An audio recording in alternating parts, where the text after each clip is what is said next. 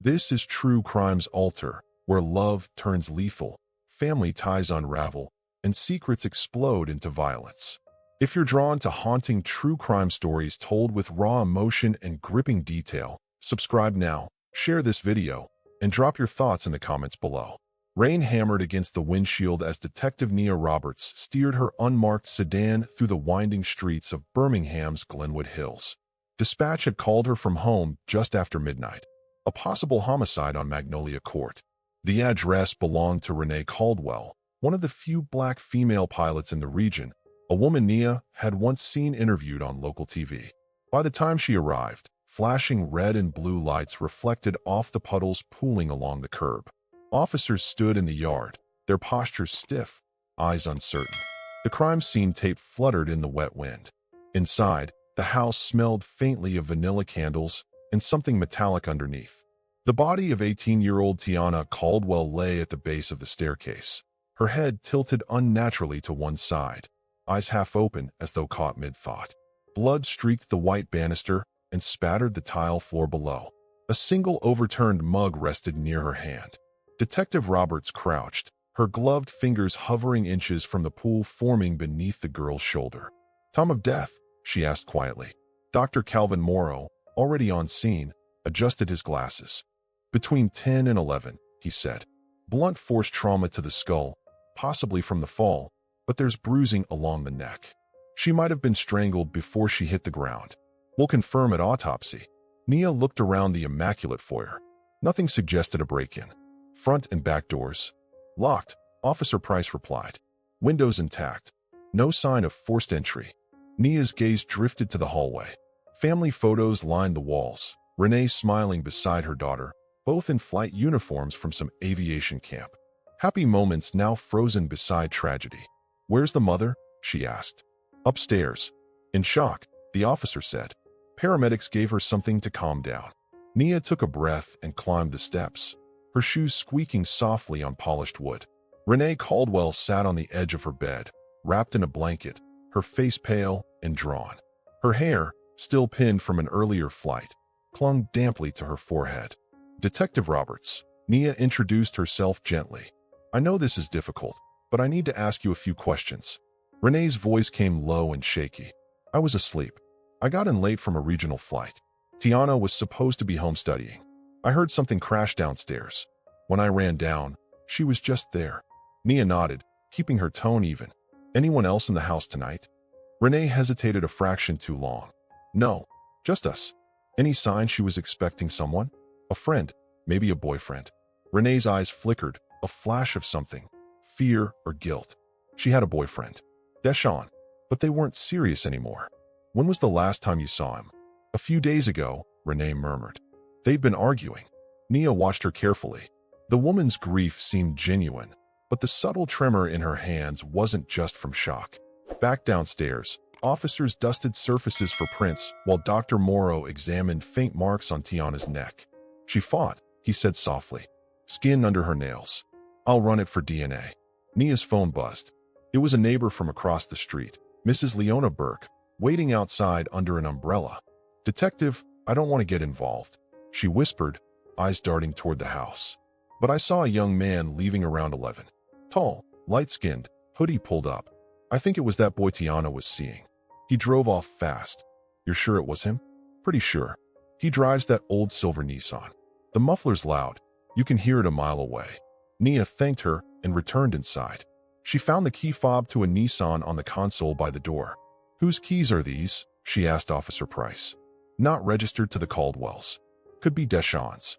The discovery sent a quiet ripple through the room. No forced entry, his keys left behind. He hadn't just come to visit. He'd been comfortable enough to be let in. By dawn, the coroner's van carried Tiana's body away. The house fell silent except for rain tapping against the windows. Renee sat at the kitchen table, motionless, staring at her hands. "I need to contact Deshaun Miller," Nia said. "You have his address?" Renee nodded faintly and scribbled it on a notepad. Her penmanship shook. "Please, detective," she whispered. "Whatever happened, please don't make it ugly. My daughter didn't deserve this." Nia met her gaze. "No one does, ma'am. But truth has a way of being ugly, whether we want it to be or not." Later that morning, Nia drove to the address on the note, a modest apartment complex on the city's west side. Deshawn's car sat in the lot, the same silver Nissan the neighbor described. She knocked. After a long pause, the door opened. Deshawn stood shirtless, eyes bloodshot, voice low. "Detective, I heard. Is it true? You tell me," Nia said evenly. "When was the last time you saw Tiana?" "Last night," he admitted. "We argued. She thought I was seeing someone else." "Were you?" He swallowed, looking away. No, Nia studied him. Small scratches ran along his forearm, fresh and red. "Mind if I come in?" He hesitated but stepped aside. The apartment smelled faintly of cologne and detergent. On the counter, a half-empty glass of whiskey sat beside a flight logbook bearing the name Renee Caldwell. Nia's eyes narrowed. "You know her mother well?" Deshawn froze, then forced a weak laugh. "She gave me that. I'm studying aviation too. She was helping me out." "Late-night study sessions?" she asked quietly. His jaw tightened. "You're twisting things." "I'm just asking." He turned away, voice cracking. "Tiana was jealous. She said she found something, condoms in her mom's dresser. She accused me of sleeping with her mother. I told her she was crazy." Nia watched him closely. "Was she?" His silence answered for him. Back at the precinct, Dr. Morrow called with results from the initial sweep. "We've got fingerprints on the mug beside the victim, Deshawn Miller's, and skin cells under her nails that match him too." "So he fought with her," Nia murmured. "Or she fought him." "There's more," Morrow said. "A second set of fingerprints on the banister, Renee Caldwell's. But they overlap with the blood spatter. She touched the scene after the fact." Nia hung up slowly. The pieces were forming a shape she didn't like. A mother desperate to hide something, a boyfriend who'd crossed a line, a daughter who found out too much. That evening, she returned to Renee's home. The rain had stopped, but the air felt heavy, expectant. Renee met her at the door, eyes rimmed red. "Did you find him?" "We did," Nia said. "He admitted you helped him with aviation training." "Yes," Renee said quickly. "That's all. He also said Tiana thought you were sleeping with him." The silence that followed was thick enough to drown in. Renee's breath caught. "That's absurd," she whispered. "Is it?" Nia asked. Renee's lips trembled, but she said nothing. Nia studied her a long moment. "We'll speak again tomorrow," she said finally, turning toward the door.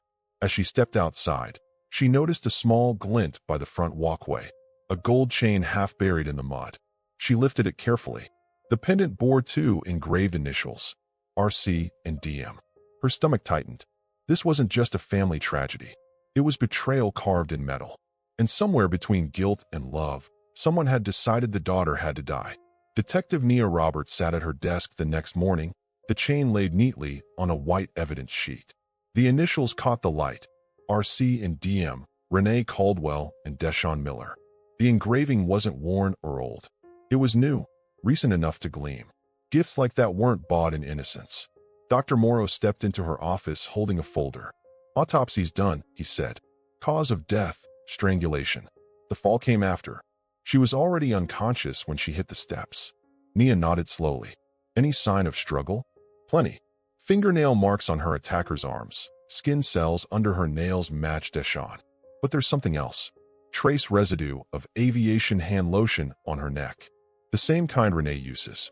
We found the bottle upstairs." Nia frowned. "You're saying two sets of contact?" "Possibly. One strangled, the other touched the body after. Or both were involved." The possibility pressed against her chest. She thanked him and closed the folder. Her next stop was the Caldwell house again. The blinds were half drawn, the air inside thick with candle wax and stale coffee. Renee sat at the kitchen table, wearing the same robe as the night before. "Detective," she said softly, her voice raw. "Do you know who did this yet?" "I'm still figuring that out," Nia replied, taking a seat opposite her. "Tell me about Deshawn." "He was Tiana's boyfriend. They broke up weeks ago." "You sure about that?" "Because his fingerprints were on the mug near her body, and his DNA under her nails." Renee's eyes widened. No, he wouldn't hurt her." "You're certain?" "Yes." "Then why does his necklace have your initials next to his?" The color drained from Renee's face. She reached instinctively for her throat, as if remembering it was missing. "Where did you find that?" "Outside your front walk. Half buried." Renee's lips parted, but no words came. Nia leaned forward. "Renee, I don't care what mistakes were made. I care about your daughter's death. If you keep hiding pieces, you'll go down with whoever killed her. Tears welled in Renee's eyes. I didn't kill my baby, she whispered. I swear to God, I didn't. Then start telling the truth. Renee's shoulders trembled. It started months ago, after my divorce. I was flying routes every week, gone half the time. Deshaun was around the house a lot, helping Tiana study for her aviation exams. He was bright, charming, respectful.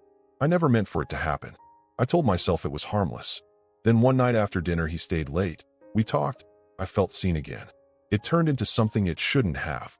You were sleeping with him while he was still seeing your daughter, Nia said quietly. Renee nodded, covering her face. She didn't know. Not at first. But last week she found the condoms. She confronted me. I begged her not to tell anyone. I was going to end it. Did Deshaun agree? He said he loved me. Said he couldn't let her ruin what we had. I told him that wasn't love, it was obsession. I told him to stay away. And he didn't, Nia said. Renee shook her head. He came that night. I didn't know until I heard them shouting downstairs. By the time I ran down, she was already on the floor. Nia studied her carefully. You saw him leave? I saw his car pulling off. I panicked. I touched her, tried to wake her, but she was gone. Why didn't you tell us this yesterday? Because I was ashamed, Renee whispered. I thought no one would believe me. Nia exhaled slowly. The story made sense, but guilt had a way of bending truth. Back at the precinct, she relayed everything to Captain Wilkes, a white officer who'd been watching the case closely. So the mother admits the affair, he said, pacing. That's motive right there.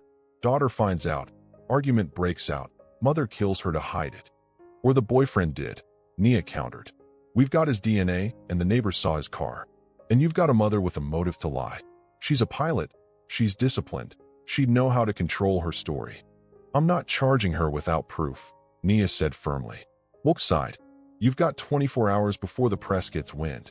The Caldwells are well known in this city. That night, Nia returned to Deshaun's apartment. He opened the door reluctantly, dark circles under his eyes. We need to talk again, she said. I already told you everything. Not everything. She stepped inside, holding up the necklace photo on her phone. You gave this to Renee. His face hardened. So what if I did? I loved her. She says you fought with Tiana that night. We argued. She found out, okay? She called me disgusting, said she'd tell everyone. I begged her not to. She slapped me, scratched me. I grabbed her arms, told her to calm down. She tripped. I didn't mean for her to fall. Except she was strangled before she hit the ground, Nia said coldly. That's not an accident. I didn't kill her, he shouted, tears streaking down his face. I swear I didn't. Renee came down right after. She saw everything. She knows I didn't do it. Then why'd you run? Because she told me to, he said, voice cracking. She said if I stayed, they'd lock me up. She'd fix it, make it look like an accident. I believed her. Nia felt her stomach tighten. The woman who claimed panic might have actually orchestrated the cleanup. Later, back in her car, she replayed both statements in her head. Their stories aligned too neatly, each pointing slightly away from the other. She called Dr. Morrow again. Run another test, she said. Check the hand lotion residue on Tiana's neck against the bottle in Renee's bathroom. I want to know if it's a transfer or direct contact. The next afternoon he called back. You were right. The pattern on her skin suggests a handprint, not incidental transfer. Smaller hands than Deshaun's. Renee, Nia whispered. She went straight to the Caldwell's home. Renee answered, face drawn and tired. Detective, please, I can't. Save it, Nia said. The evidence shows your hands were on her neck. Renee's eyes widened in horror. No, no. I was trying to lift her. The marks were made before she died. Renee stepped back, shaking her head. You don't understand. I tried to pull him off her. She was screaming. I grabbed her, trying to separate them. She was already going limp. So you were there while he strangled her, Nia said. I told you. I came down when I heard them fighting. That's not what the forensics say. Renee sank onto the couch, covering her face. I didn't kill her, she whispered again. But I didn't stop him either. And after, you helped him hide it. Tears slid down her cheeks. He begged me to. Said he'd go to prison. Said I'd lose everything. I wiped the mug, tried to clean the banister, but I couldn't do it. There was too much blood. Nia stared at her, the reality of it settling like lead. A mother who'd watched her daughter die, paralyzed by guilt and desire. She stood slowly.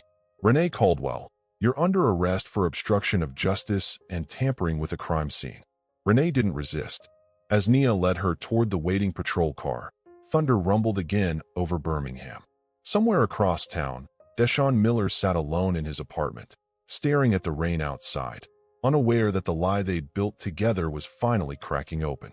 The holding cell at the Birmingham precinct smelled of damp concrete and regret. Renee Caldwell sat on the metal bench, hands folded in her lap, her eyes red but distant. Detective Nia Roberts watched her through the glass, the weight of the last 48 hours heavy on her chest. The media had already caught wind of the arrest, a respected black pilot involved in her own daughter's death. The city buzzed with gossip, speculation, and disgust. Nia hated that kind of noise. It blurred the truth. Captain Wilkes had already called twice, demanding updates. Either charge her with murder or cut her loose, he'd barked. The longer she sits there, the worse this looks. Nia ignored him for now. She wasn't done digging. In the lab, Dr. Morrow stood over a tray of sealed evidence. I went through the daughter's phone again, he said, adjusting his glasses. Found a series of deleted text messages between her and her mother from the night before she died. He handed Nia the transcript. The messages were tense, clipped. Tiana, you think I don't know what you've been doing? Renee, be careful what you're saying. Tiana, I saw the messages. You're disgusting. Renee, I'm your mother.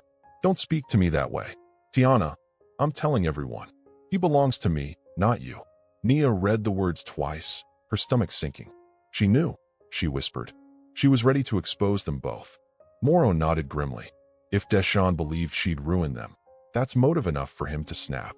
Nia left the lab and drove to the apartment complex again. Deshaun opened the door, unshaven and jittery. Detective, I already told you what happened. Then tell me again, Nia said, stepping past him. This time from the beginning. You met Renee first, didn't you? He shook his head quickly. No, I met Tiana first. We started dating my senior year. Renee was just around. She liked that I wanted to fly. She said I reminded her of when she was young. You started sleeping with her months ago. He flinched. I didn't mean for it to happen.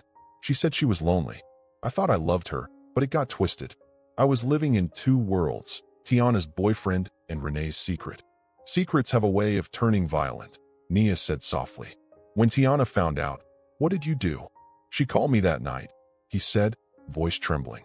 Screaming, cursing. Said she'd tell everyone. I went over there to talk.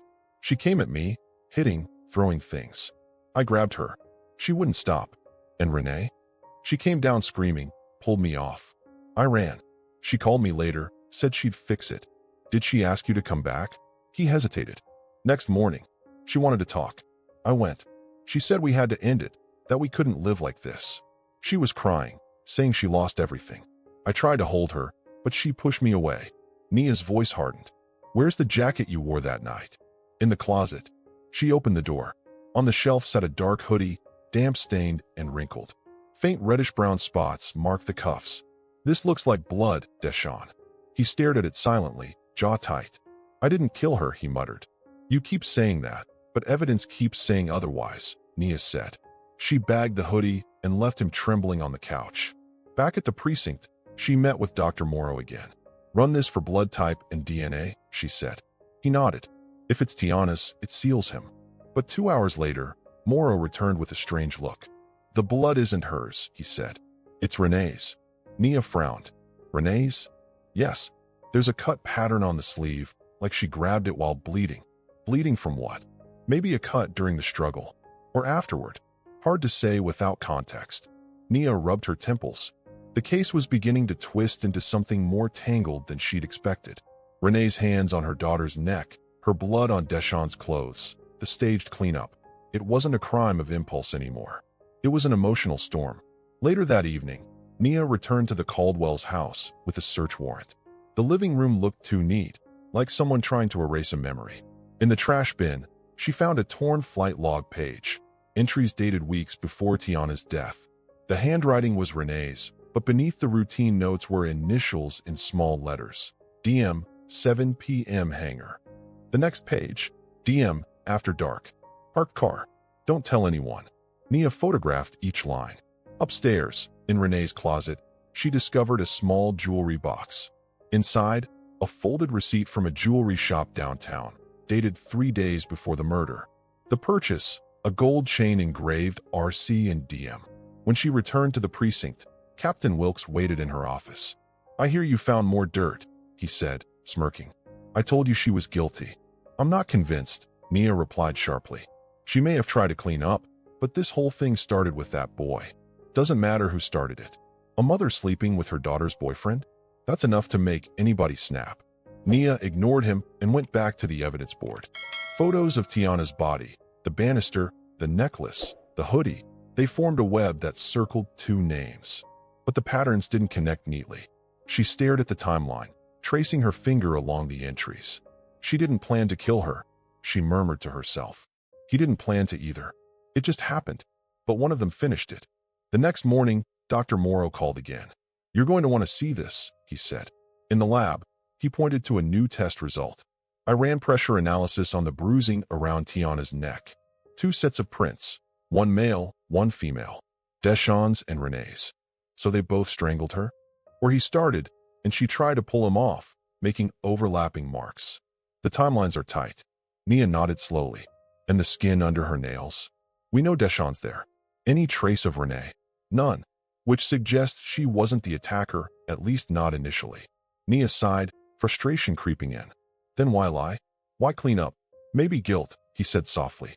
"Or maybe love. Hard to tell the difference sometimes."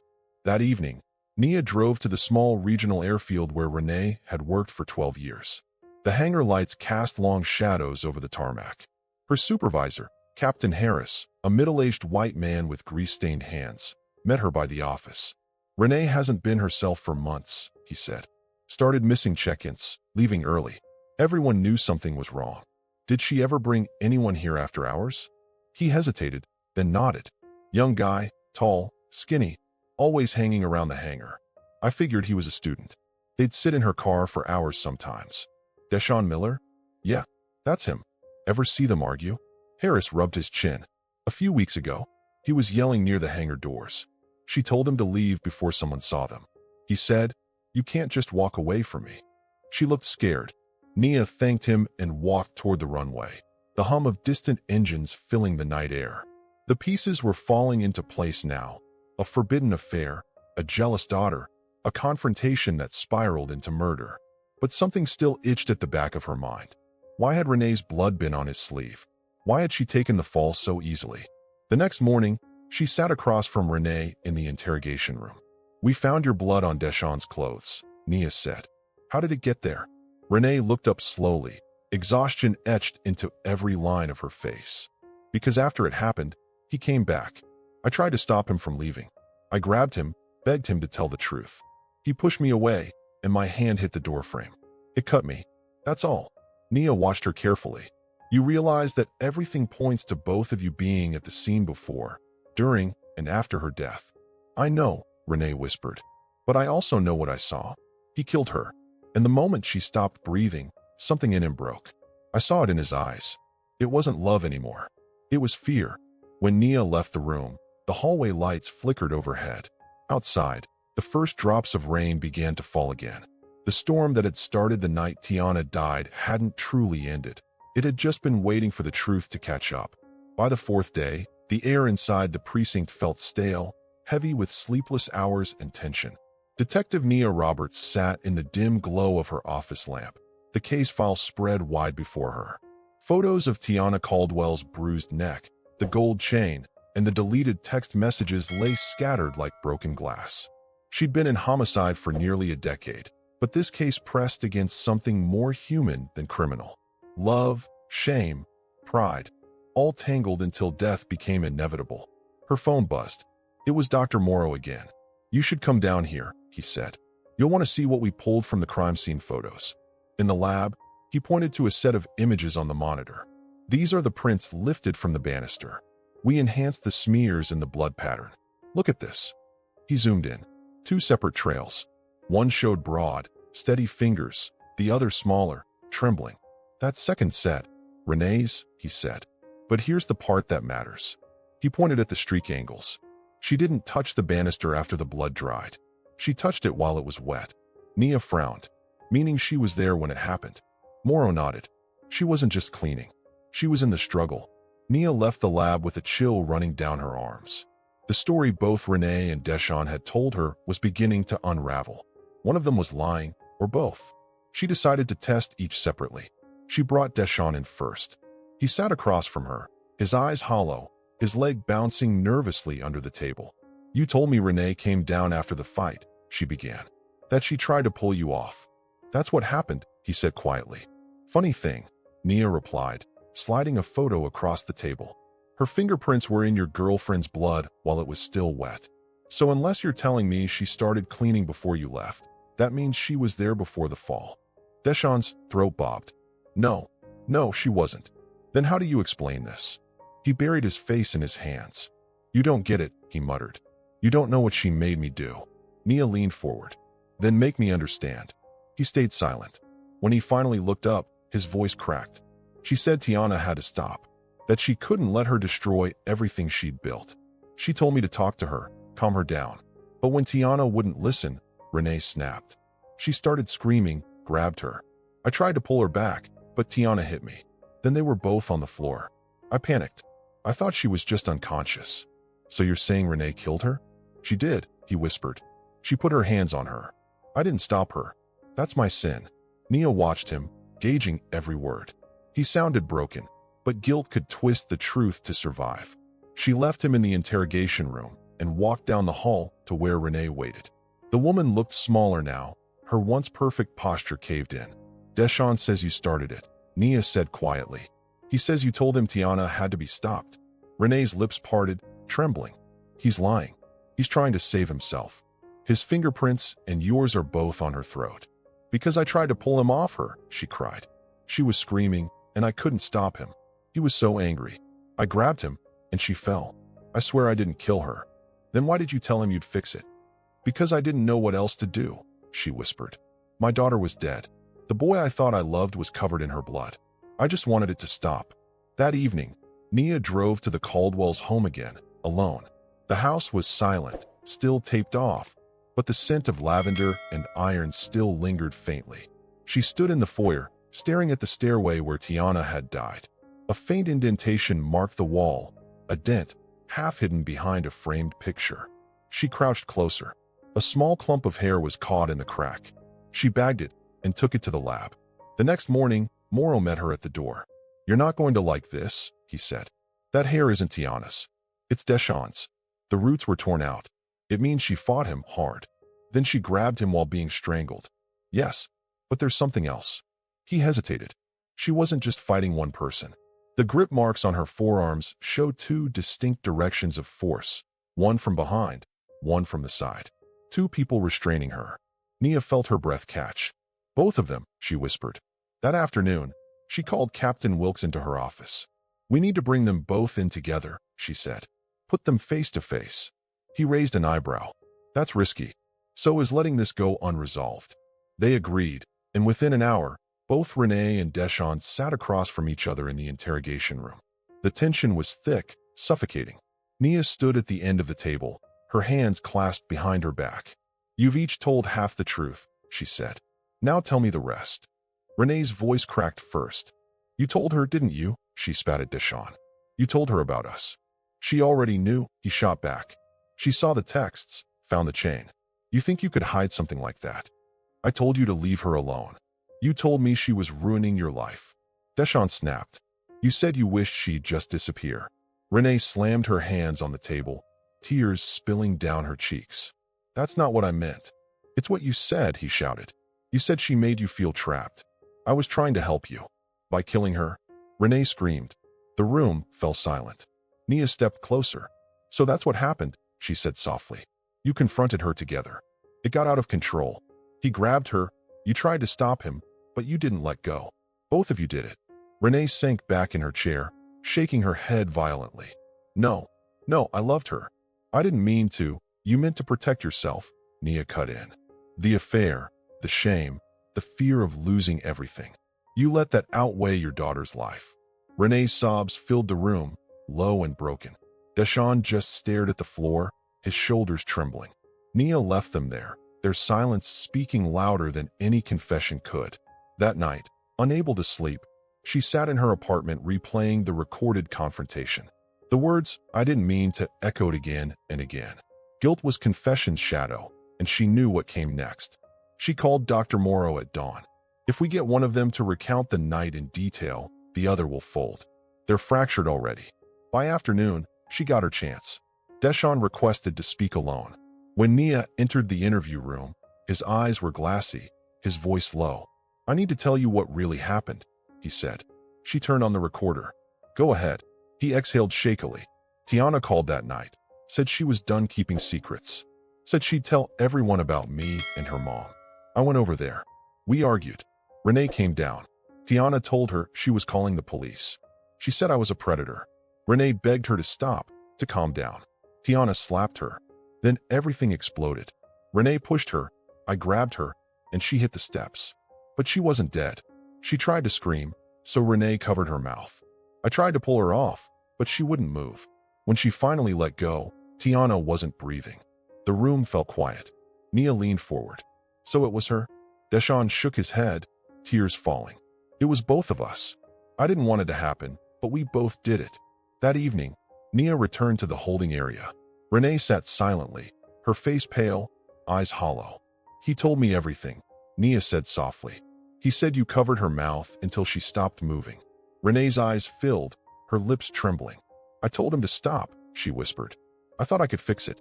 But when I felt her go still, I knew there was no fixing anything." "You both took her life," Nia said. "Now you'll live with that truth." Renee closed her eyes. "I already am." 2 days later, the charges were filed. Joint culpability in the murder of Tiana Caldwell. The DA decided to pursue second-degree murder for both. Nia stood in the rain outside the courthouse as they were led in cuffs to the transport van. Renee staring straight ahead, Deshawn's head bowed low. The reporters shouted questions, flashes bursting in the gray air.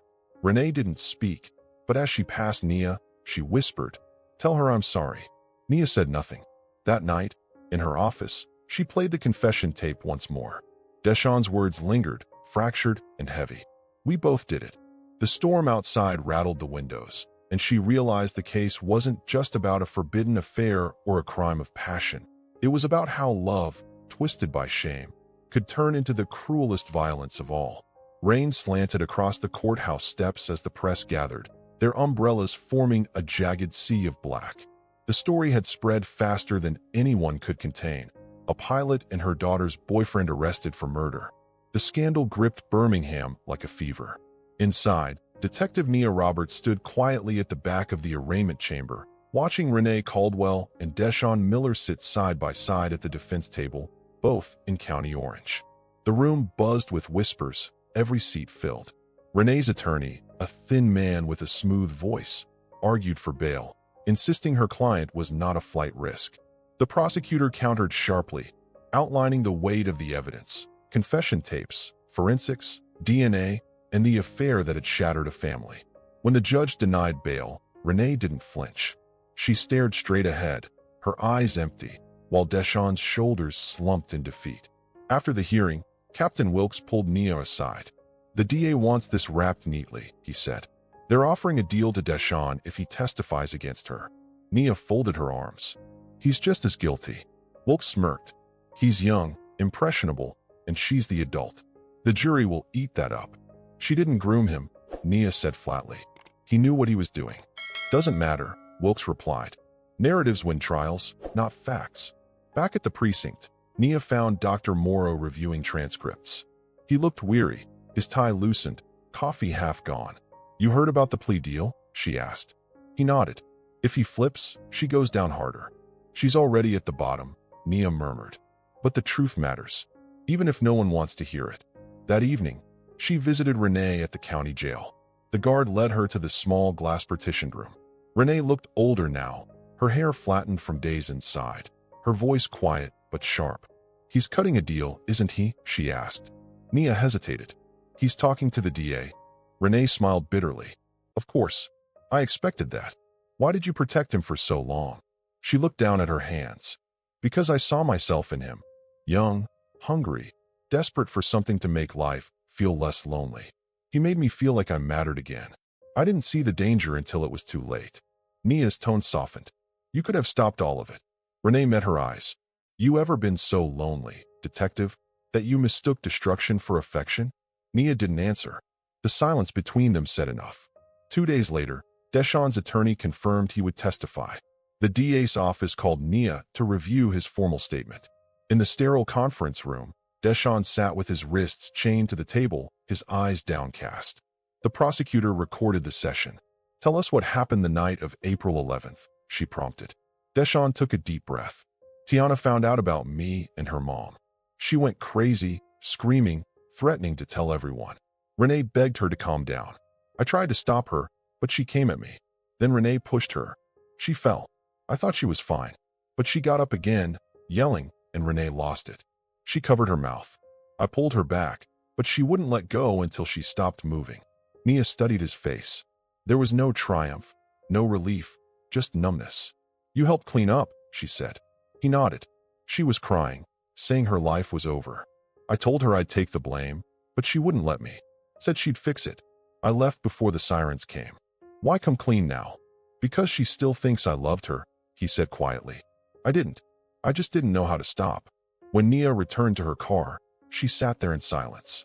Rain pattered against the windshield, and she thought of Tiana, the girl caught between her mother's guilt and her lover's weakness. So many choices, all of them wrong. Weeks later, the trial began. Courtroom 3B was standing room only.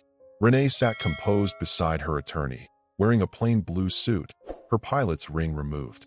Deshawn, pale and shaken, sat across the aisle with the prosecution team. The air felt thick with judgment. The opening statements painted two portraits, one of a mother who betrayed her child, another of a young man manipulated into violence. Nia knew neither was entirely true, but both contained pieces of it. Dr. Morrow took the stand first, explaining the overlapping handprints, the mixed DNA, and the timeline of death. His words were calm, clinical, devastating. The victim suffered prolonged strangulation, he said. The pressure marks indicate the presence of two assailants. Both suspects' fingerprints were confirmed. Gasps rippled through the courtroom. Next came Deshawn. The prosecutor's tone softened as she guided him through his story.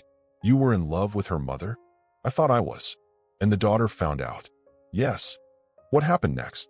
He glanced at Renee. She didn't look back. She lost control. We both did. His voice cracked on the last word. When it was the defense's turn, Renee's attorney approached the jury with quiet dignity. My client is not denying her mistakes, he said. She is guilty of moral failure, not murder. She tried to save her daughter that night, not kill her. The evidence shows overlapping fingerprints, but intent is everything. Mrs. Caldwell's intent was to protect, not destroy. Renee herself took the stand the following day. The courtroom held its breath. Her voice was steady but hollow. I should have ended it long before. I knew what we were doing was wrong. But when Tiana confronted me, something inside me broke. She was screaming, and I tried to hold her still. I just wanted her to stop for 1 second. Then she stopped forever. Tears streaked her face. I'd give my life to take it back.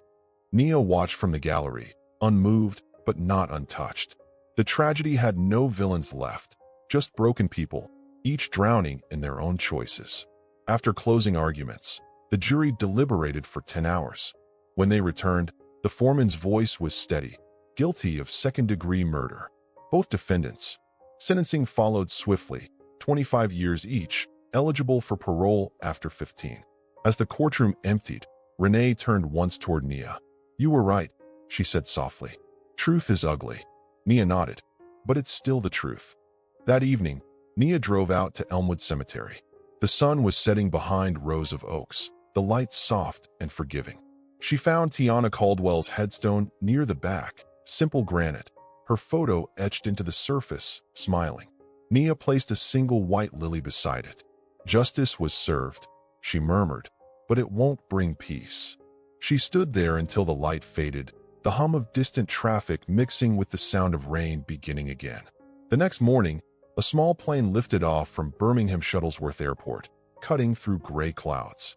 It was one of Renee Caldwell's old training crafts, flown now by another pilot. Watching from the terminal window, Nia thought of how easily people believed they could rise above the consequences of their choices, until gravity reminded them otherwise. The summer heat came early that year, heavy and unmoving, pressing down on Birmingham like a blanket. Months had passed since the sentencing, yet the memory of the Caldwell case lingered everywhere, from whispered conversations at church to quiet gossip at the airport where Renee had once worked.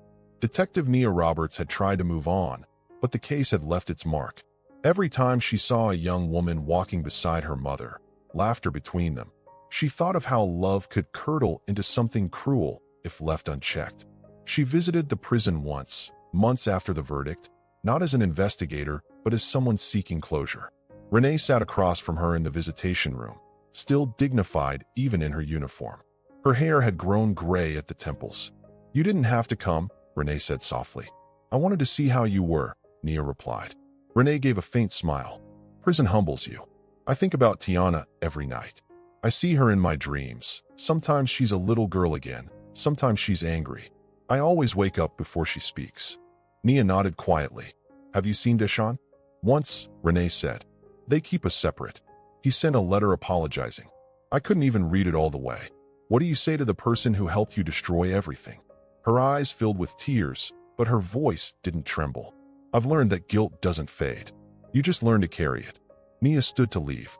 "I hope someday you find forgiveness," she said. "Not from the world, just from yourself." Renee nodded slowly. "I'm working on it." When Nia stepped back into the bright yard, the wind carried the faint sound of an airplane overhead, its engines humming like a memory that refused to die. A year later, Tiana's grave was no longer the lonely corner of Elmwood Cemetery it once was. Students from her old high school had raised funds to build a memorial bench beside it, engraved with the words, "Truth never dies." Nia stood there one quiet afternoon, a fresh bouquet of lilies in hand. She sat on the bench, watching the sunlight flicker through the branches. "You were right to be angry," she whispered. "You saw what nobody else wanted to see." The breeze rustled the grass, almost like a response. She stayed until dusk, then walked back to her car as the first fireflies blinked across the field. Driving home, Nia thought about the tangled love triangle that had spiraled into tragedy: a mother who lost her way, a daughter who paid the price, and a young man who mistook obsession for love. The kind of story that reminded her why truth wasn't just about justice. It was about understanding the quiet rot that grows beneath family walls when secrets are left to fester. Some crimes begin long before the first drop of blood is spilled. They begin with loneliness, lies, and the need to be seen. Later that night, as the city lights glowed through her apartment window, Nia poured herself a cup of coffee and opened the Caldwell case file one last time. She placed a single sticky note on the final page. Love and guilt share the same face when pride stands between them. She closed the folder, exhaled slowly, and turned off the lamp. The case was over, but the lesson stayed with her, the kind of truth that never really sleeps. If you've made it this far, thank you for watching this story on True Crimes Altar. What do you think? Was justice truly served, or was everyone involved already punished long before the verdict? Tell us your thoughts in the comments. And don't forget to subscribe for more stories like this one. Let us know where you're watching from, and join the discussion below.